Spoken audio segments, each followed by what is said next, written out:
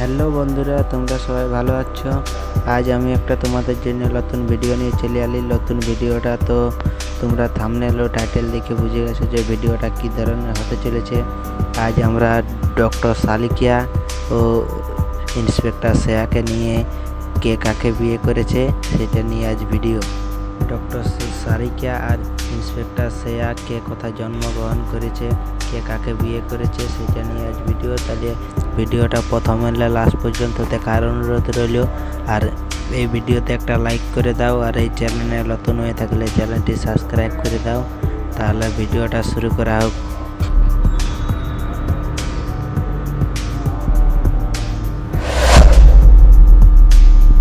সিরিয়ালটি 1998 সাল থেকে দর্শকদের বিনোদন দিয়ে আসছে।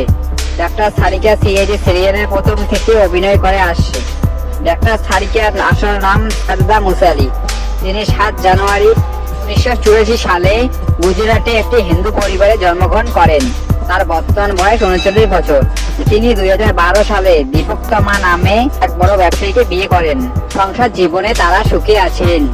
অন্যদিকে ইন্সপেক্টর শ্রেয়া, দর্শকরা ইন্সপেক্টর শ্রেয়ার চরিত্রগুলি খুব পছন্দ করে।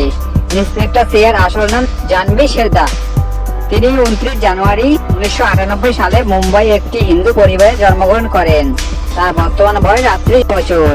তিনি 2011 সালে তার দীর্ঘদিনের প্রেমিক নিশান্ত গোপালীকে বিয়ে করেন। নিশান্ত গোপালী পেশায় একজন ব্যবসায়ী। তাদের একটি কন্যা সন্তান রয়েছে। সংসার জীবনে তারা অনেক সুখে আছেন। হ্যালো বন্ধুরা, ভিডিওটা কেমন লাগলো একটা করে কমেন্ট করবে। আর যদি ভিডিওটা ভালো লাগে থাকে তো একটা লাইক করে দিবে। আর এই চ্যানেল নতুন হয়ে থাকলে চ্যানেলটি সাবস্ক্রাইব করে দিবেন। ধন্যবাদ। নেক্সট